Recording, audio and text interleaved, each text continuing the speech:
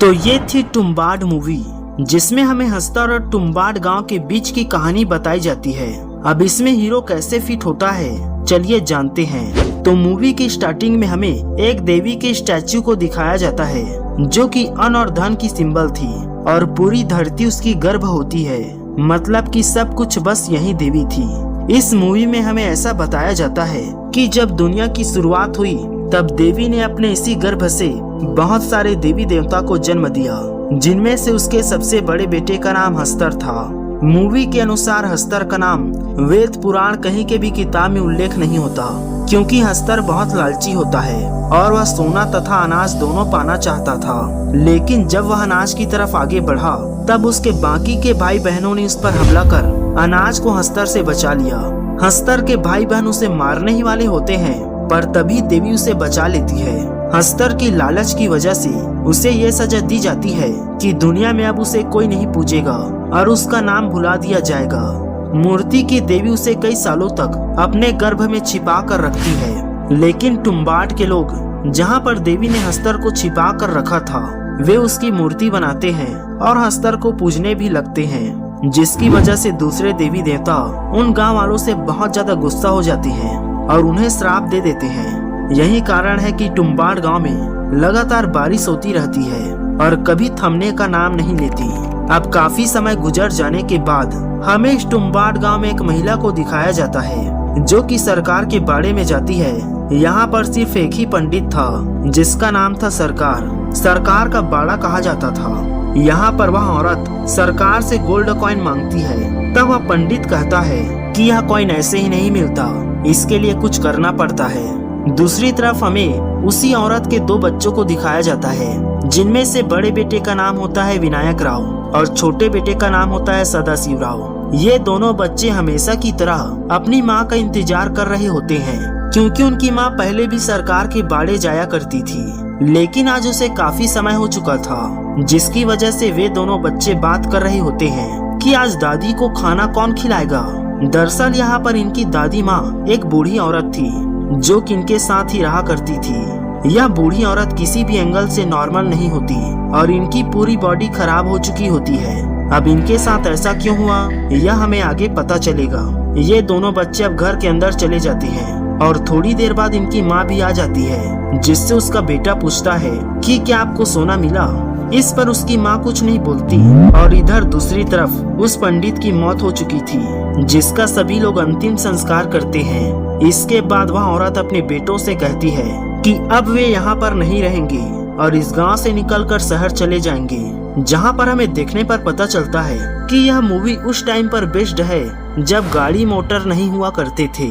इसके बाद screen shift होती है और हमें उस औरत के छोटे बेटे सदाशिव राव को दिखाया जाता है, जो कि एक पेड़ के ऊपर बैठा हुआ होता है। पर तभी अचानक से वह पेड़ से नीचे गिर जाता है, जिससे उसके सिर पर गंभीर चोट आती है। सदाशिव राव के इस हालत को देखकर उसका बड़ा भाई विनायक राव अपनी माँ को बताता है। तब उसकी माँ उसके छोटे भाई को वैद्य के पास ले जाती है। लेकिन इसी दौरान विनायक राव अपनी माँ से पूछता है कि अगर दादी को भूख लगी तो मैं क्या करूँगा।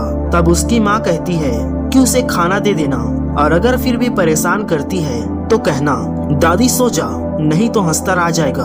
तब यहाँ पर वैसा ही होता है। विनायक राव की दादी उससे कहती है कि क्या तुम्हें खजाना चाहिए। यह सुन विनायक राव लालच में आकर दादी के कमरे के दरवाजे के पास आ जाता है कि क्या पता इस बार दादी सच में खजाने के बारे में बता दे। अब वह दादी के पास आता है। तब दादी कहती है कि सरकार के बाड़े में खजाना है। इससे पहले विनायक राव खजाने के बारे में और कुछ जान पाता, दादी उस पर हमला कर देती है और उससे कहती है कि मैं तुम्हें खा जाऊंगी। अपनी जान बचाने के लिए विनायक राव बार बार उस नाम को याद करने की कोशिश करता है, जिसे उसकी माँ ने बताया था, पर उसे वह नाम याद नहीं आ रहा होता और दादी उस पर लगातार अटैक कर रही होती है और उसे मारने ही वाली होती है। पर तभी विनायक राव को उसका नाम याद आ जाता है और वह कहता है सो जा दादी, नहीं तो हस्तर आ जाएगा। यह सुनते ही दादी रुक जाती है तथा वहीं पर सो जाती है। इतने में उसकी माँ भी वहाँ पर पहुँच जाती है। विनायक राव अपनी माँ से अपने भाई के बारे में पूछता है। तब उसकी माँ कुछ नहीं कहती और जोर जोर से रोने लगती है। इसका मतलब है कि उसका छोटा भाई सदाशिव राव सदा के लिए शिव के पास जा चुका है। अब सुबह होते ही विनायक राव और उसकी माँ शहर की ओर निकल जाती है। इसी दौरान विनायक राव अपनी माँ से खजाने के बारे में पूछता है। तब उसकी माँ उसे गोल्ड कॉइन दे देती है, लेकिन इससे विनायक राव संतुष्ट नहीं होता और वह कहता है कि अगर हम दादी को कुछ दिनों के लिए खाना नहीं देंगे तो वह भूख की वजह से हमें खजाने के बारे में बता देगी। यह सुनते उसकी माँ बहुत ज्यादा गुस्सा हो जाती है और वह विनायक राव से कहती है कि आज के बाद तुम इस तुम्बाड़ गांव में फिर से कभी कदम नहीं रखोगे। शायद विनायक राव की माँ ने अपने एक बेटे को खोकर अपने लालच का सबक सीख लिया था। इसके बाद हमें 15 साल का टाइम जंप दिखाया जाता है, जहाँ पर हमें दिखाया जाता है कि विनायक राव अब बड़ा हो चुका है और वह फिर से उसी तुम्बाड़ गांव में आया है, क्योंकि वह उस खजाने के बारे में नहीं भूला था और उसमें आज भी उस खजाने को पाने की लालच थी, जिसके बारे में उसकी दादी ने बताया था। अब वह अपने उसी तुम्बाड़ वाले घर में जाता है, जहाँ पर वह अपने दादी को देखकर चौंक जाता है, क्योंकि अब उसकी दादी पेड़ में बदल गई थी और उसकी शाखाएं पूरे घर में फैली हुई थी। हैरानी की बात तो यह है कि उसके दिल और दिमाग अभी भी ठीक थे, मतलब कि वह अभी भी जिंदा थी। यह देख विनायक राव खुश हो जाता है और वह अपनी दादी से उस खजाने के बारे में फिर से पूछता है। साथ में यह भी कहता है कि अगर वह उस खजाने के बारे में बताएंगी तो वे दोनों उस खजाने को आधा आधा बांट लेंगे। इस पर उसकी दादी कहती है कि मुझे कुछ नहीं चाहिए और अब मैं और ज्यादा नहीं जीना चाहती। तब विनायक राव अपनी दादी से डील करता है कि अगर आप मुझे खजाने के बारे में बता देंगी तो मैं आपको आपके जान से पीछा छुड़ा दूंगा, मतलब कि आपको मुक्ति दिला दूंगा। इस पर उसकी दादी मान जाती है और कहती है, एक समय की बात है जब मैं कुएं में उतरने में माहिर थी। यह सुनते ही विनायक राव समझ जाता है कि खजाना कुएं में है और वह जैसे तैसे करके कुएं के बारे में पता लगा लेता है। साथ में उस कुएं में उतरने की प्रैक्टिस भी कर लेता है, लेकिन उसे अभी भी यह समझ नहीं आता कि कुएं से खजाना निकालना कैसे है। इसलिए वह अपनी दादी के पास फिर से जाता है। तब उसकी दादी उसे सारा राज बता देती है और वह समझ जाता है कि खजाना कैसे निकालना है, जिसके बाद वह अपनी दादी से किए वादे के अनुसार घर सहित अपनी दादी को जला देता है, जिससे उसे मुक्ति मिल जाती है। इसके बाद वह कुछ सोने के सिक्के लेकर अपने शहर वाले घर की ओर चला जाता है, जहाँ पर वह देखता है कि उसकी पत्नी ने एक छोटा सा धंधा स्टार्ट किया है। वह पिसा हुआ आटा बेचकर पैसा कमाती है।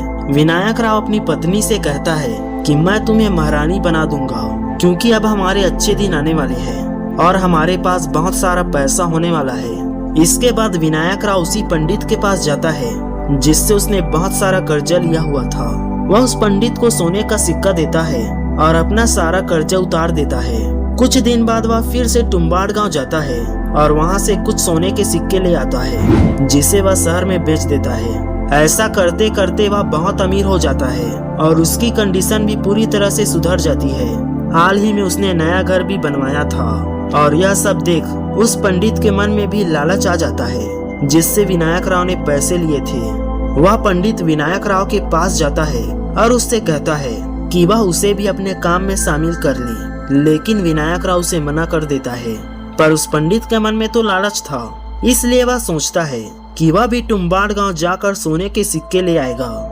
अब वह एक लड़की को पैसे देकर उसे कहता है कि वह विनायक राव का 2 दिन तक पीछा करे और पता लगाए कि वह तुम्बाड़ कब जाने वाला है। लेकिन वह लड़की और ज्यादा पैसों के लालच में विनायक राव को सब कुछ बता देती है। इसके बाद स्क्रीन शिफ्ट होती है और हम पंडित को तुम्बाड़ गांव में देखते हैं, जहां पर उसके पीछे विनायक राव भी आ जाता है और वह पंडित को फंसाने की तैयारी करने लगता है। विनायक राव जानबूझकर उस पंडित को दिखाता है कि वह किस समय क्या करता था। पंडित देखता है कि विनायक राव एक कुएं के नीचे उतरता है और कुछ ही समय बाद वहां से बहुत सारे सोने के सिक्के लेकर बाहर आता है। इसके बाद वह पंडित भी ऐसा ही करता है।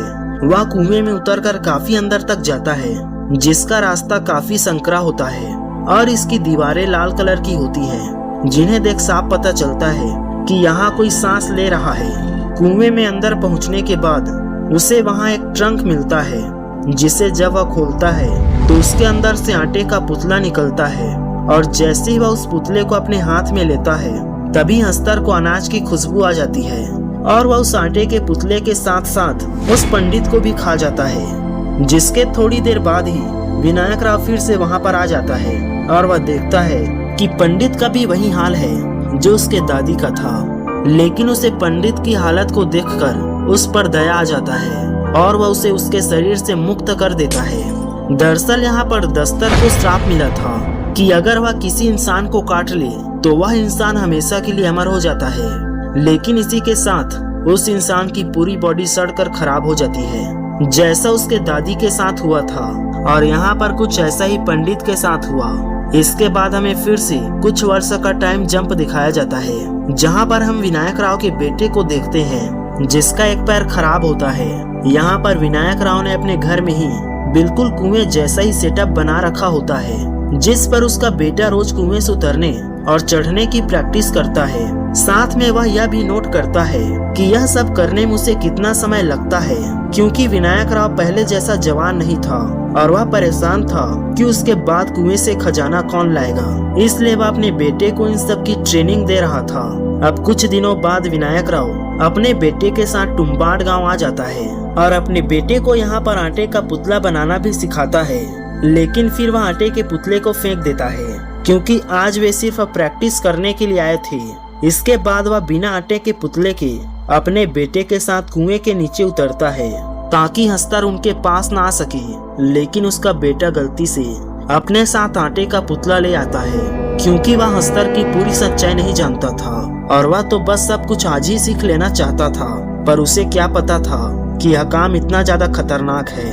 आटे के पुतले को देख हस्तर तुरंत आटा खाने आ जाता है, जिसे देख विनायक राव अपने बेटे के साथ जल्दी से ऊपर चढ़ जाता है और ऊपर जाने के बाद अपने बेटे को बहुत डांटता है, लेकिन उसका बेटा तो कुछ और ही सोच रहा होता है। वह कुछ गोल्ड कॉइन वहां से उठा लाया था।